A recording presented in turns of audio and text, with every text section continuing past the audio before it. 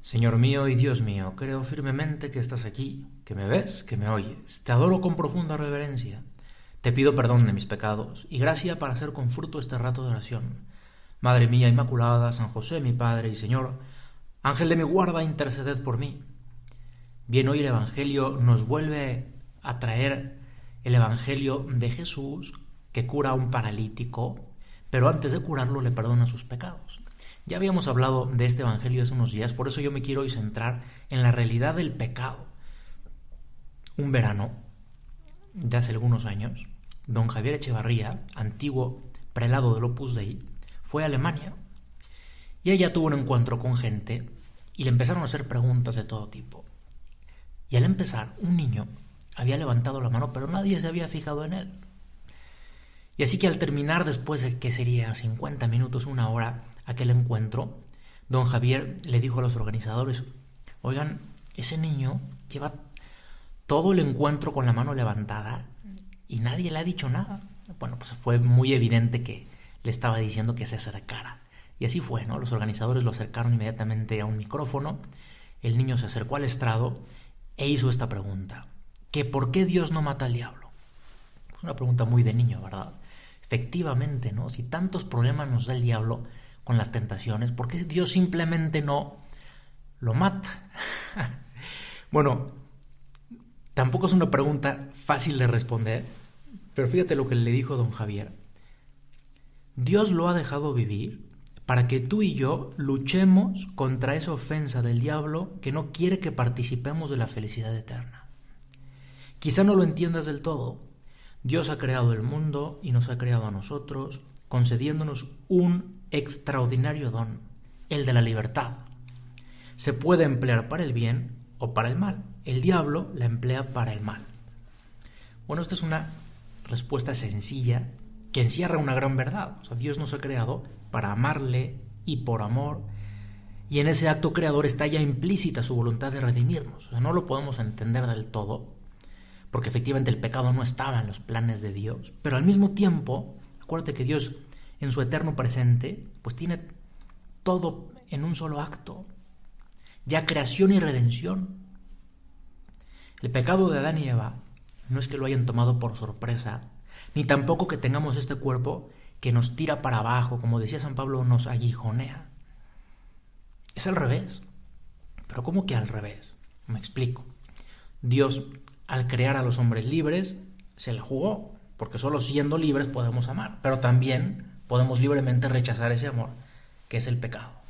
Sin embargo, al darnos un cuerpo imperfecto, nos dio una estructura que nos permite, a pesar del pecado, la posibilidad de ser perdonados, ¿no? Y haciendo un poquito como de teología ficción, es como si Dios, después de haber creado a los ángeles, hubiera dicho: es que esto es muy radical.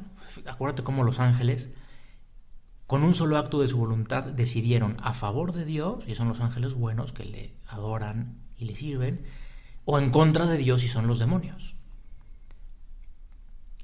Esto es muy radical. Hagamos una criatura a nuestra imagen y semejanza, pero que la podamos perdonar. Y nos hizo a los hombres, dándonos una estructura que nos permite, a pesar del pecado, la posibilidad de ser perdonados. O sea, los ángeles no tuvieron una segunda oportunidad, ¿eh? Tampoco queramos entenderlo del todo, pero ellos tienen un entendimiento mucho, muy superior al nuestro y sabían con lo que hacían, digamos que su pecado era un pecado de directa odio a Dios. Y por eso también esa estructura angélica, pues les llevó con un solo acto a decidirse a favor o en contra de Dios. O sea, los ángeles no tienen una segunda oportunidad. Nosotros sí, gracias al cuerpo.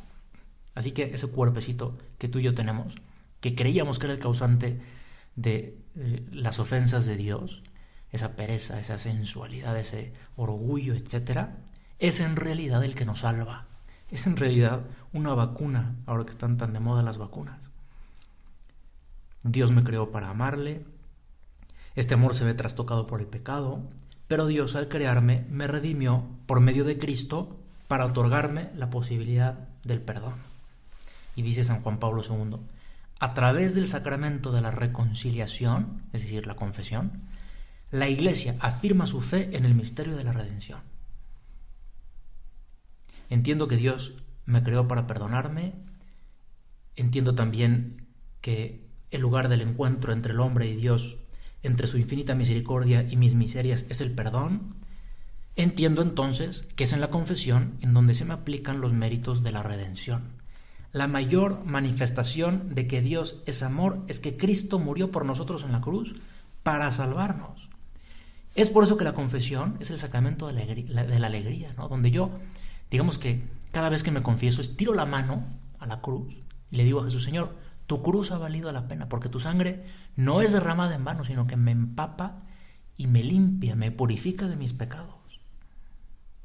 Por eso hablar del pecado es hablar del perdón que se obtiene por medio del sacramento de la confesión, que es el sacramento de la alegría, porque me devuelve la felicidad de estar unido a Dios.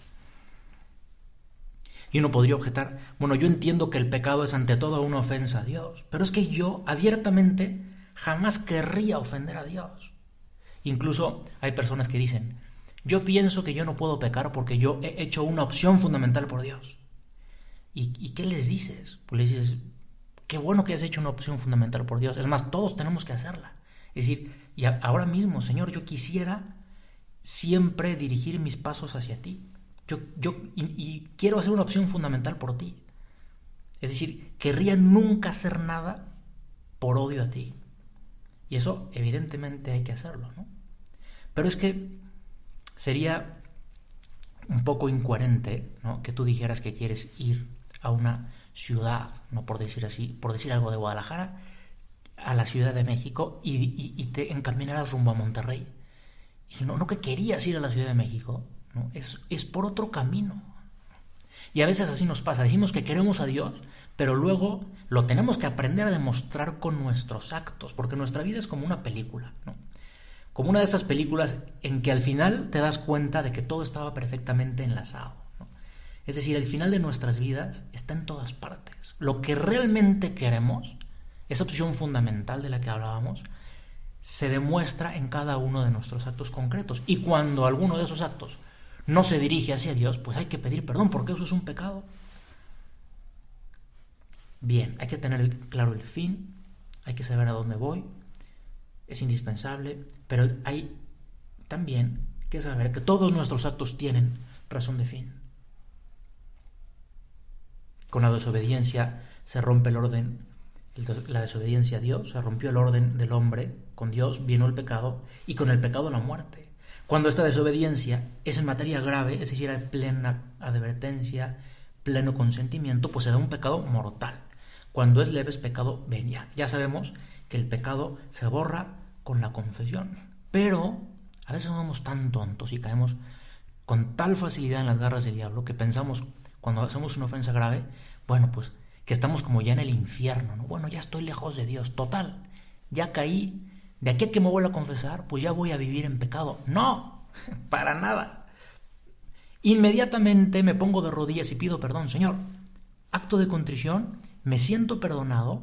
Por eso yo a veces a esos muchachos que vienen a confesarse en el colegio les digo: esta es como tu segunda confesión, porque la primera ya la hiciste después de haber caído y haberle pedido perdón en ese momento a Dios y haberte sentido en paz, perdonado. Claro que no puedes volver a comulgar porque necesitas la certeza del perdón.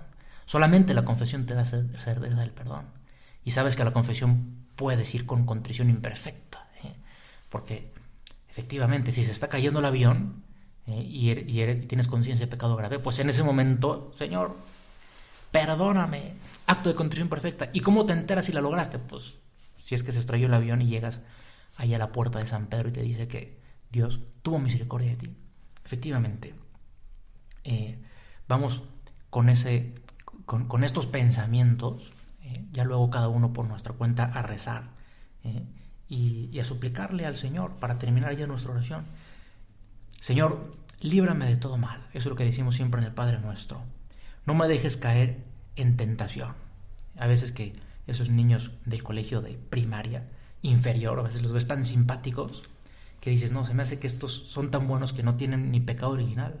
Pero solo parece, porque si quizá las mamás te dijeran: no, padre, véngase un día a la casa para que vea cómo nomás parece, porque sí, Desde prácticamente recién nacido se nota que estamos todos inclinados al mal. Únicamente la Virgen María ha sido liberada de pecado. Pues pidámosle a ella, Madre nuestra, qué gran sensibilidad tiene tu corazón, tú eres la llena de gracia, sé nuestro refugio, como le decimos en el rosario, refugio de los pecadores, ruega por nosotros. Y te doy gracias, Dios mío, por los buenos propósitos, afectos e inspiraciones que me has comunicado en esta meditación. Te pido ayuda para ponerlos por obra. Madre mía Inmaculada, San José mi Padre y Señor, Ángel de mi guarda, interceded por mí.